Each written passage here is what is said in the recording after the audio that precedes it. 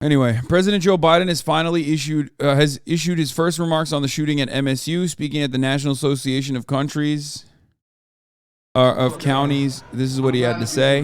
Before I begin, I want to take a moment to say our hearts are with the students and the families of Michigan State University. Last night I spoke with Governor Whitmer, and I got a lot of thoughts, Jack, and I got a lot of prayers. I'm gonna go pee. I'll be back in a second. The state and local folks, and you don't understand. 5 seriously injured, and it's a family's worst nightmare. It's happening far too often in this country. Far too often. While we gather more information, there's one thing we do know to be true. We have to do something to stop gun violence ripping apart our communities. Ripping apart.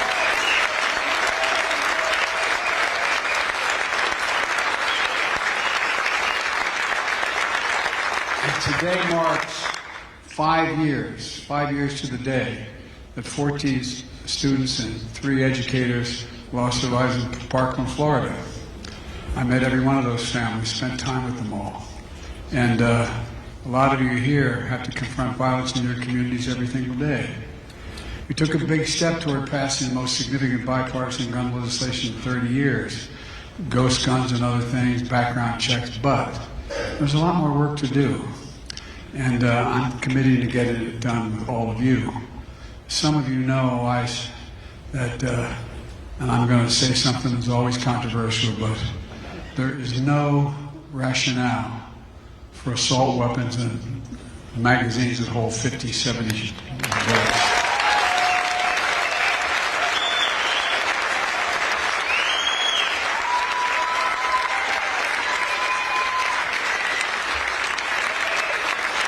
Yeah.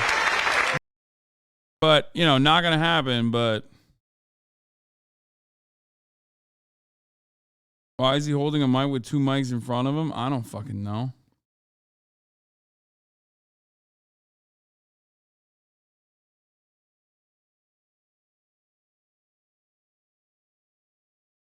You missed Joe Biden literally talking about your specific individual taxes? That's crazy. Police say there will not be another press briefing today. Family members confirmed that 19-year-old Ariel Diamond Anderson and 20-year-old Brian Frazier were killed in a mass shooting at Michigan State University. Both were graduates of the Grosse Pointe public school system. Anderson's family tells us she loved children and wanted to be a pediatrician one day. Fuck, man.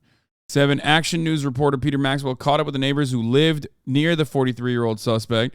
His home, which is only located about 4 miles from Michigan State's campus on Howell Street in Lansing, was raided by police early Tuesday morning. I watched them all pull up. I've never seen anything like this. This entire street was filled. Bomb squad, SWAT vehicles, the neighbor said. Here, let's take a look at the interview. I have been, but I do want to bring up to speed some information that we just got into our newsroom from sources. The suspect was found with a note in his pocket indicating a threat to 2 New Jersey schools. Now, this house, the suspect's house, is only about 4 miles away from Michigan State University's campus and only about a half a mile from where the suspect took his own life. And neighbors tell me they're in disbelief. You always hear everybody say it, peaceful, quiet people. You would have never imagined something like this. It's this house on Howe Street in Lansing where the alleged shooter and his father called home. But last night, this quiet block off the beaten path was filled with police. I watched them all pull up and it was, I've never seen anything like that. This entire street was filled. Like I said, bomb squads, SWAT vehicles. They made forced entry in full riot gear at about 4:30 in the morning. Neighbors tell me the father, Mike McCrae, was a kind man who knew all of his neighbors and would check in on them. I knew Michael just from, being neighborly, and, he makes a point of visiting with everybody and, talking and stopping and waving, and, he'll give you some advice or tell you, give you Bible verse or something of that nature. Other neighbors say they didn't know much about the alleged shooter, who took the lives of 3 Michigan State University students and wounded 5 others, and later taking his own life. According to police records, the alleged shooter, 43-year-old Anthony McCrae, had a run-in with police in November of 2019 and was charged with carrying a concealed weapon. But neighbors say they would occasionally see Anthony in the summertime target practicing in the backyard. It's weird. I don't know. It's kind of scary. So knowing he could have been here doing the same thing that he was doing out there, it's crazy. Did you ever hear gunshots coming from over here or anything like that? Yeah, throughout the summer there was random gunshots once in a while, yeah. But for Nicole and Tyler, their hearts go out to the MSU community. And that concealed weapons charge is a felony charge, and stay with us for more information on this developing story. Reporting in Lansing, I'm Peter Maxwell, 7 Action News.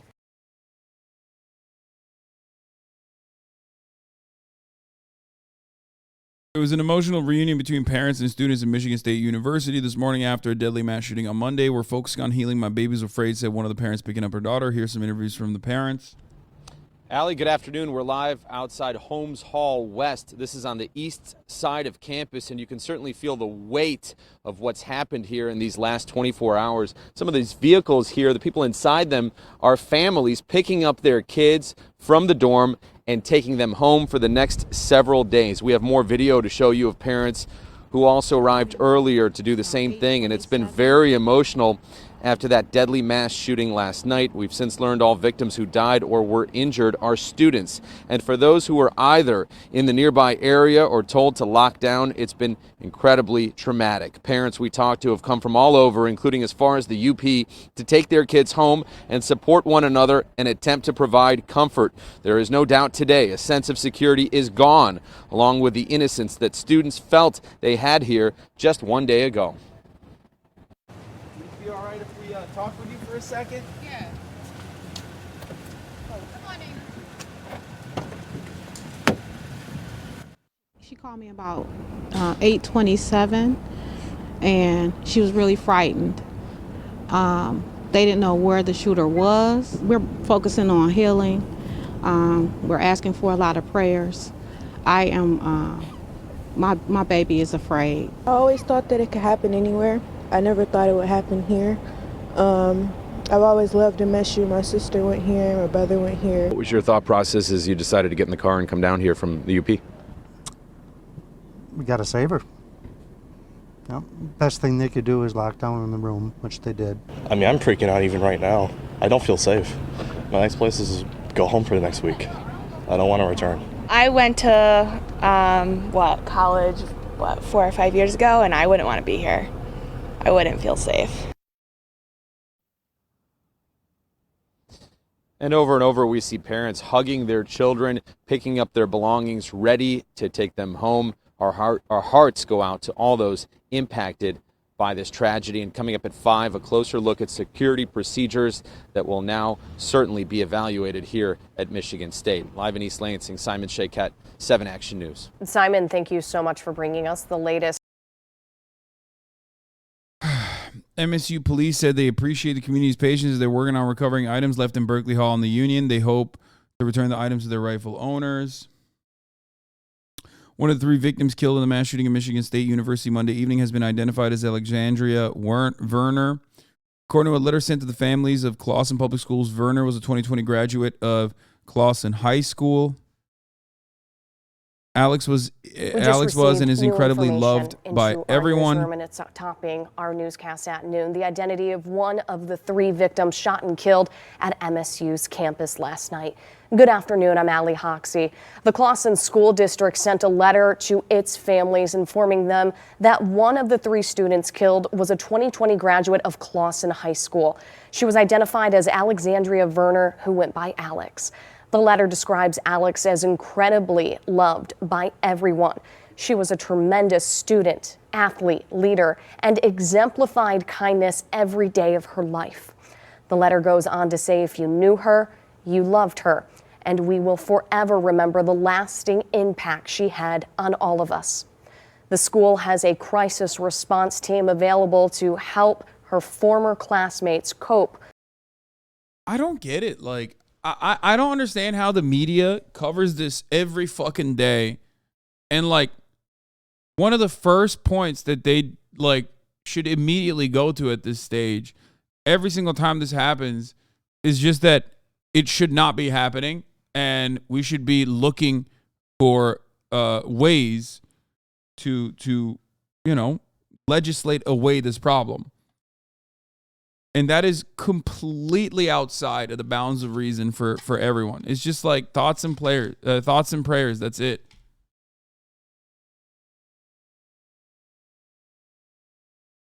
And the more it happens, the more people are getting used to it.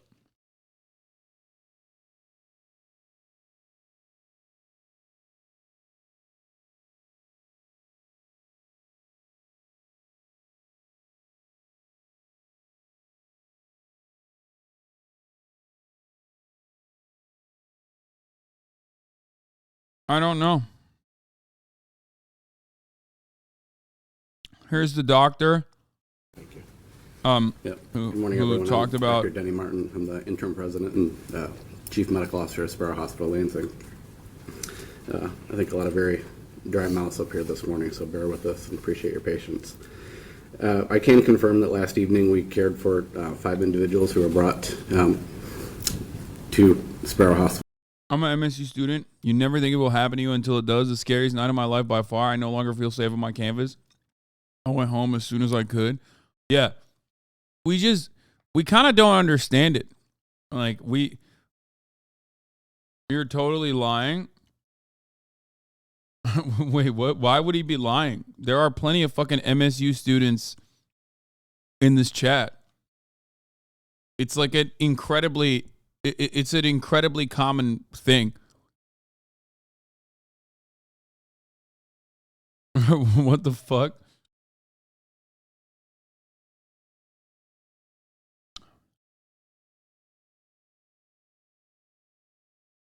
There's people that live in the area. There's people that go to that school in here.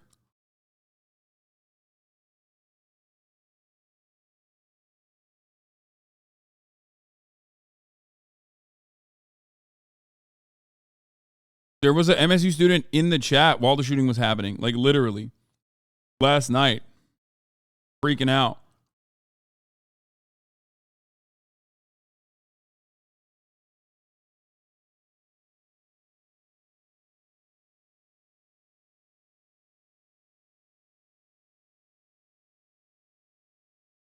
Shut your ass up.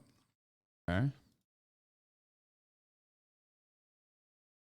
Anyway, the point is that like there are chatters in here that have survived not one but 2 school shootings at this point. You know? One of my main demographics is college students. Of course there's going to be fucking college students that have either survived, American college students, either survived a high school shooting or a college shooting. It's going to happen. It's normal. It shouldn't be, but unfortunately it is.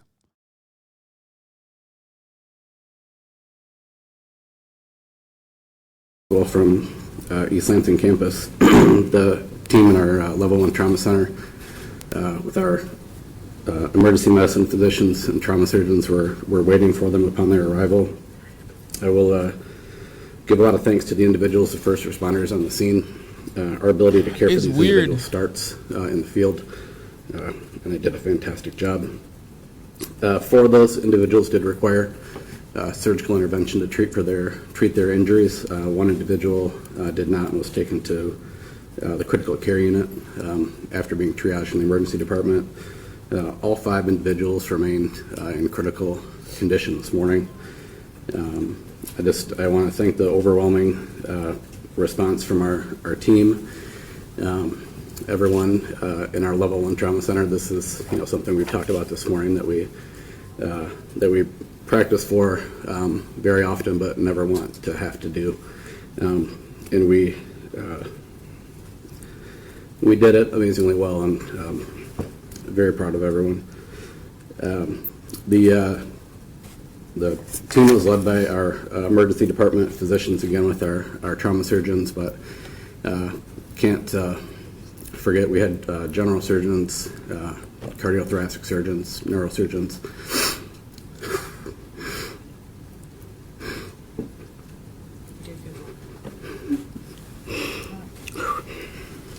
Didn't get a lot of sleep last night, sorry.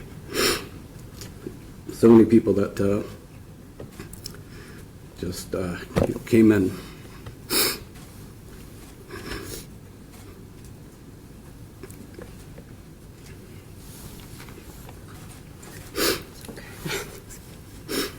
We received a lot of texts that were just, I'm on my way. Just within people showing up, where do you need me? It was a sad but a very proud night for all of us here. So I can't speak to anything about the identity of the individuals, but I'm sure we'll have some time for questions afterwards. But again, everyone is in critical condition at this time, but actively being cared for by our team at Sparrow. So.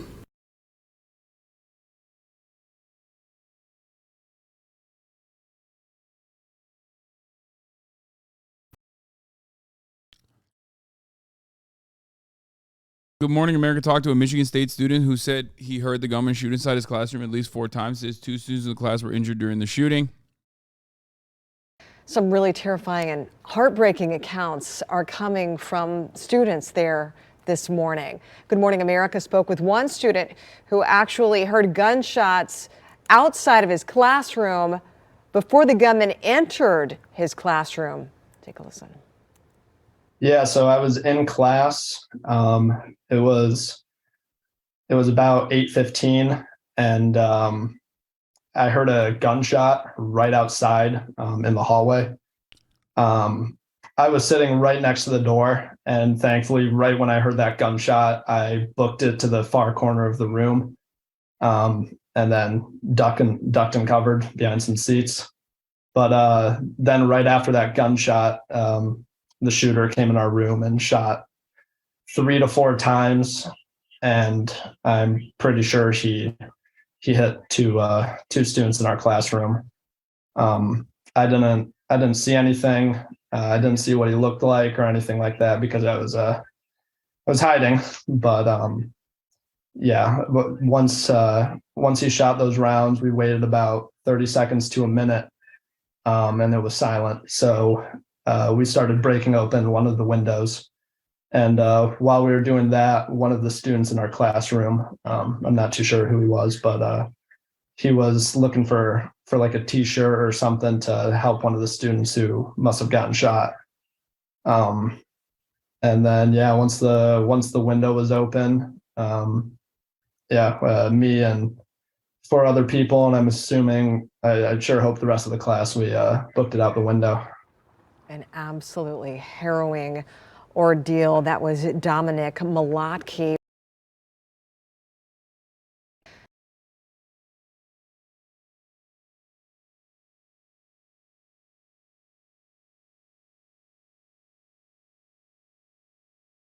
Our campus literally just arrested someone with a gun on them like 3 minutes ago. Guess the W since they caught them before anything happened. It's like, it's odd, but like while this is happening, here are a couple things that are happening behind the scenes, right? One, gun sales and ammo sales are going to go up all around the country. Okay?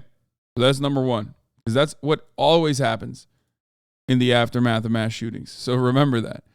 Like, the gun lobby loves mass shootings. They're like, oh, fuck, we're going to sell more guns. Because people are afraid that, like, the government's going to come and take your guns away.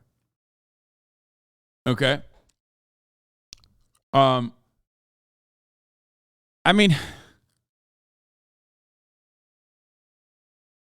and on top of that, the other thing that's happening is the active initiatives that state legislatures are passing to like make it easier to bring guns to college campuses and other places. Like, there are states in the United States of America where, there are states in the United States of America where, there are no gun-free zones, for example.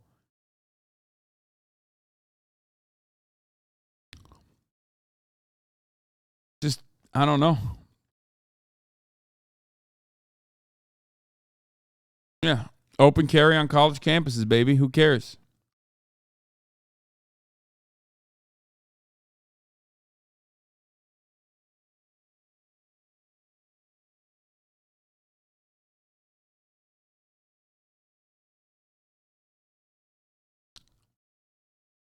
In Georgia, you can legally carry on campus except classrooms, libraries, and offices. A mass shooter is technically not breaking the law until they bring him to class. Yeah.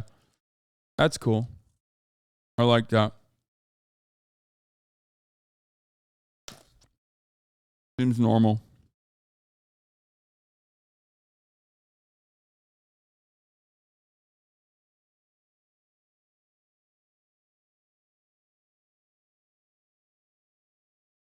Oh, well.